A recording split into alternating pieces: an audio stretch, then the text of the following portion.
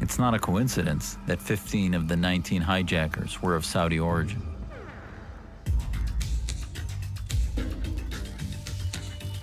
The United States uses about a quarter of the world's oil, with under 5% of its people. Americans use 400 million gallons of gasoline every day.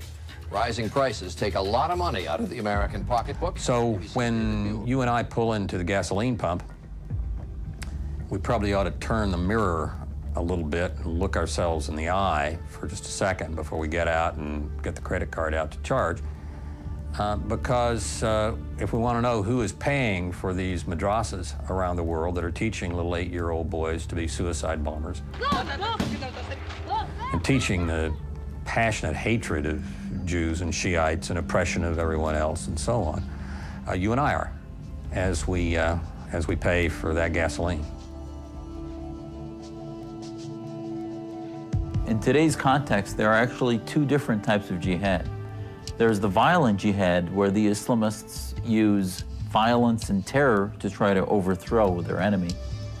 And then there's what has been termed the cultural jihad, where these Islamists use in a most duplicitous way the laws and the rights they are given in our society to try to work against society and overthrow it. We think that Saudi Arabia's principal export is oil. It's not, it's ideology. All oil does is enable them to have the money to export the ideology.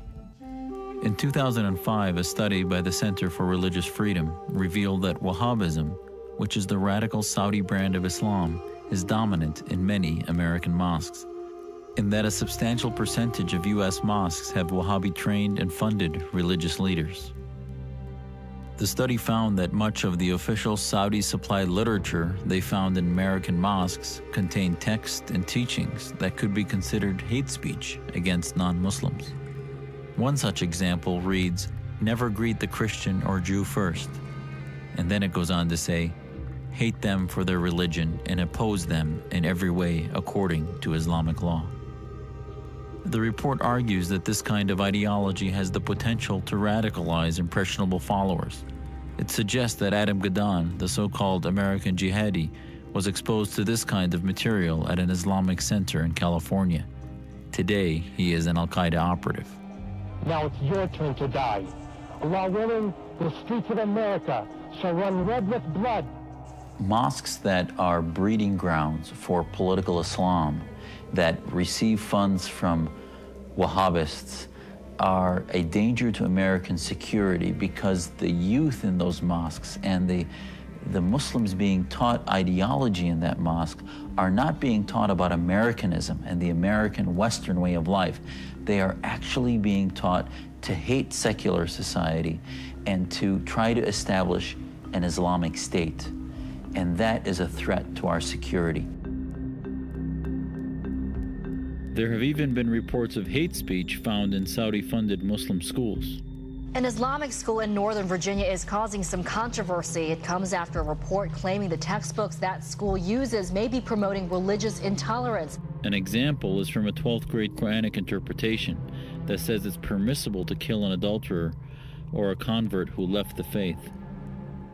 Recently, a report said that some of the school's textbooks teach violent actions against Christians, Shia Muslims, and Jews. In the Wahhabi textbooks I've seen, in the West, in particular in America, there are passages calling for holy war. And that is not Afghanistan or Iran. That is Virginia. That is London. That is Toronto. That's what's very disturbing. The oil-producing countries exercise enormous influence, not only on education, but even on policy. As soon as the oil started to bring in revenues to the Middle East, mainly to Saudi Arabia and the Gulf states, they started to contribute to the United States politicians. The Saudis contribute money to people who influence the politics of the United States. One of the principal means of spreading influence is to endow departments of Middle East studies at very respected universities. The Saudis have given tens of millions of dollars to American universities. In In the case of Georgetown and Harvard, it was in the amount of $20 million. And the students who go to these universities are then being taught the Saudi point of view on Islam. Many of the Saudi-funded courses profess the noble aim of bridging the gap between Islam and Christianity. But this is absurd when one considers that there isn't even one church in all of Saudi Arabia, and that it's an offense for a non-Muslim to even set foot in Mecca, Islam's holiest city. Petrodollars are invested on campuses, in classrooms. This is where the future diplomats are coming from. Then they become part of government. Then they will continue to apply the principles that they have been receiving by the instructors and professors who are sitting on jihadi grants. This is diplomatic jihad. Despite all these concerns, our media and politicians will have us believe that Saudi Arabia is both a moderate Muslim country and our ally in the war on terror and radical Islam. Saudi Arabia is not moderate. There's nothing moderate about Saudi Arabia. Every week people are beheaded. Every week people's hands are cut off.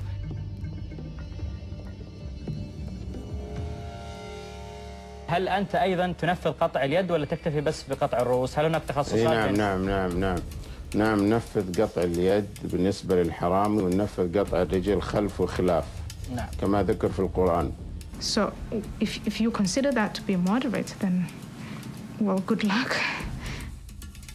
And Americans are being told that many of the mainstream Muslim groups are also moderate, when in fact, if you look a little closer, you'll see a very different reality. One of their primary tactics is deception.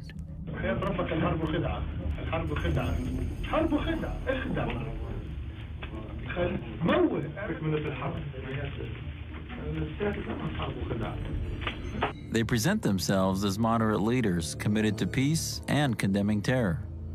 As Muslims, we want to state clearly that those who commit acts of terror in the name of Islam are betraying the teachings of the Quran and the Prophet Muhammad.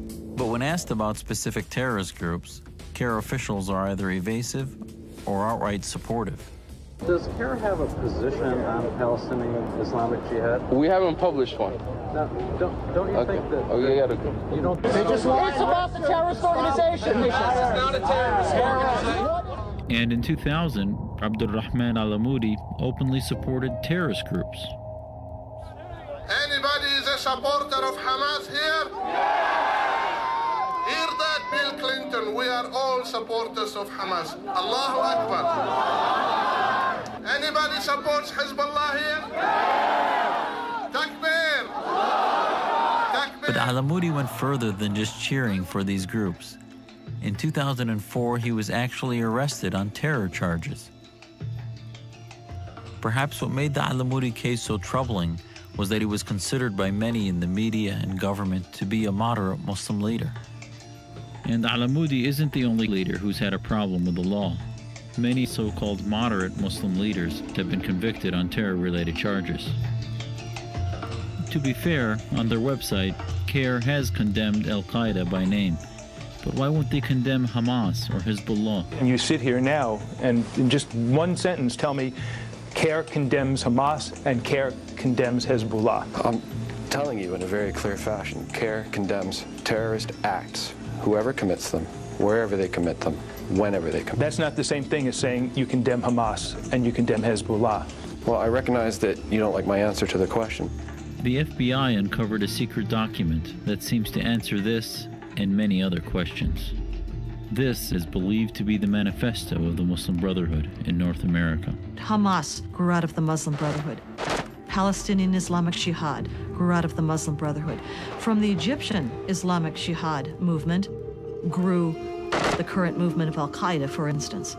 This 15-page manifesto outlines the goals and strategies of the Muslim Brotherhood's activities in North America. On page 7, the document states that their work in America is a kind of a grand jihad in eliminating and destroying the Western civilization from within. And then it speaks about setting up groups and mosques and